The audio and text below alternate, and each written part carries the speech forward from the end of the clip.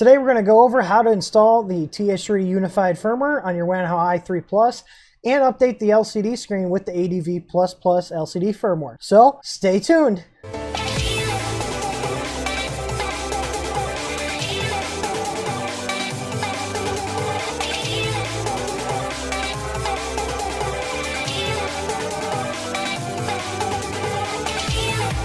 So the Wanhao i3 Plus is a new addition to the unified firmware package, and I just wanted to give a huge shout out to Sebastian over at the ADVi3 project for making all this possible. He's done an incredible amount of development with getting the DWin LCD that this printer uses integrated with Marlin 119, which then allowed us to integrate support for that LCD and printer into our unified firmware package. The update's going to consist of two steps. The first step we're going to do is update the printer's board with the unified firmware package, and then I'm going to show you guys how to flash the LCD with the ADVi3 LCD firmware. Currently, as I'm making this video, we have two zip files. One is the stock ADVi3 LCD firmware image. We also have another zip file that rebrands the LCD firmware and customizes some of the pages to work specifically with the EZABL probe if you are using that. The ADVi3 image is pre-set up for a BL Touch, and if you plan on using a BL Touch with this printer, I highly suggest using the ADVi3 stock firmware image. If this firmware and LCD firmware helps you out, I highly recommend going to Sebastian's Patreon page and making a donation and becoming a Patreon like we are. Let's get to it. The first thing you're going to want to do is go to firmware.th3dstudio.com and you're going to see the unified firmware package. You'll click the download link and you'll get a zip file. Now, since the i3 Plus is a little bit different of a beast than the rest of the printers, you're going to need to go into firmware, then ADVi3 PP files, and we're going to copy all these. So select all, Control A, Control C, go back to firmware, go into the TH3D UFR2 folder and paste them. These are files necessary to communicate with the LCD screen on this printer. Now if we go back to the main folder, we can hit open firmware windows.bat. This will open up the Arduino IDE and pull the firmware into it right away. You're going to select configuration.h and you can just search for Wanhao i3 Plus. And it'll take you to the Wanhao i3 Plus section. There is a note here to copy the files, which we just did, and some interesting information for how to flash the LCD, which we'll cover in a sec. So we have a Wanhao i3, and we're going to be using it with the EZABL. Now, one thing that differs on this is how the touchscreen works is that's where your probe offsets are stored. They're not actually stored in the firmware like the other machines you're used to using. You can still set different probe areas, like your points and your probe edge. These settings still work. And it's important to note that some options like power resume, or as we call it in here, power loss recovery, is not supported, and junction deviation is not supported as well. This is due to limitations between the LCD and the board. So I have my i3 Plus motherboard plugged into my computer via USB. So I can now go to Tools, set my board to Arduino Mega 2560, and then select the COM port the board is on. And in my case, that board is on COM port 2. So now that I've made the changes to the firmware, I can go ahead and hit upload. Depending on the speed of your computer, this may take a little while or it may go pretty quickly. And then you'll start seeing uploading, and now it's uploading the firmware to my board. As you can see, the upload takes about a minute or so to upload. And now we have AVR Dude done. That's it. We're done with updating the firmware on the actual printer board.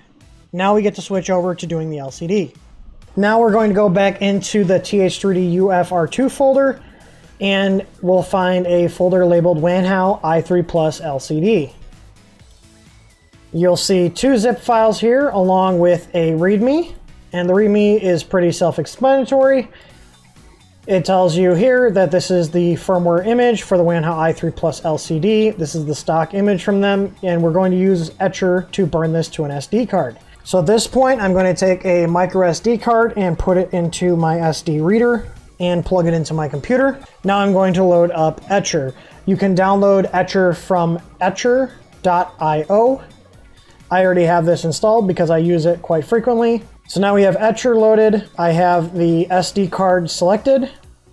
And the only thing we need to do before we flash is extract the image. Now we select the image that we just extracted and hit flash. This will now write the image for the LCD to the SD card.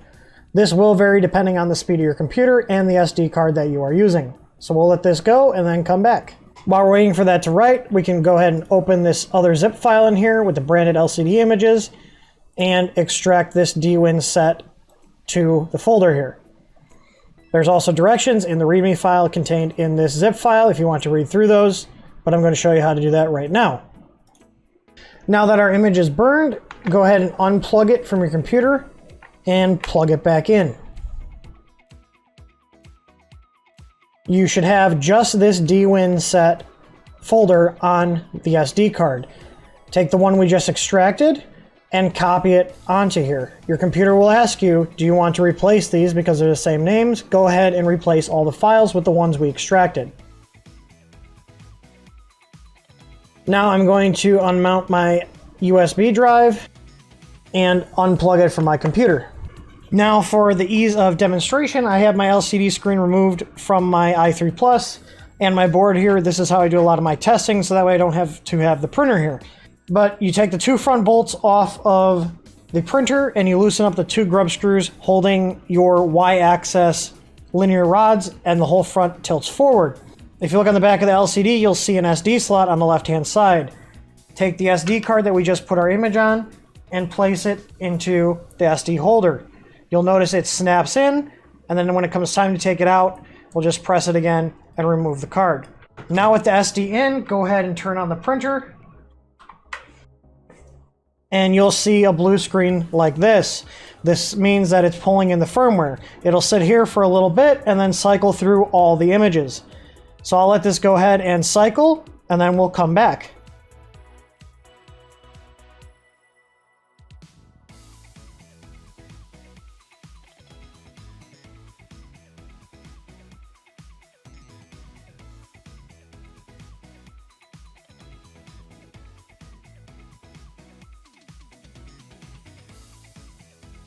Now on this step where you see our logo here, this will take a little while. This is still updating the firmware image. Once it's done, you'll see the logo again before you see the main LCD screen. Okay, now the flash is completed and you'll see an error message like this saying that your EEPROM is different and it's going to reset it for you. You can go ahead and just press the arrow. And now we have the LCD updated.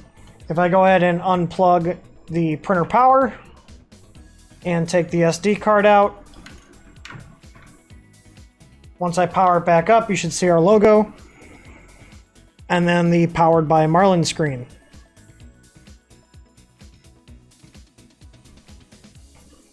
If everything went smoothly, you should see 403 in the corner here. And I'm going to show you guys how to set up your probe if you're using the EZABL probe. You can go to Settings, Sensor, and you can select your probe. We have the OEM and then 2 slots for custom probes.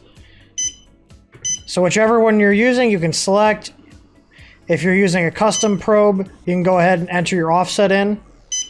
But whatever probe you select, go ahead and select it and then hit the little checkbox. And that's it. Your firmware is all set up. And that's all there is to it. There's a bunch of different options. There's copyright information for the LCD and the Marlin firmware. If you want to sponsor Sebastian, you can go right here to patreon.com/ANDRIVET. On the version page, you can also see what version of the Marlin firmware, aka the TH3D firmware, is on here, and your LCD firmware as well. Now, if you need to set any options for your probe, like your offset, you can go to Tuning, Sensor, and then you can set your Z height or your offsets just like we did before. And if you do Z height, it'll go through that procedure. Like I said, there's no printer hooked up to this, so I can't show that. I hope this video was helpful in showing you how to use the TH3D firmware with the new ADVi3 LCD firmware. Again, I wanted to give a huge shout out to Sebastian over at the ADVi3 project. Some awesome work you've done, and it made life a lot easier for people with the Wanhao i3+.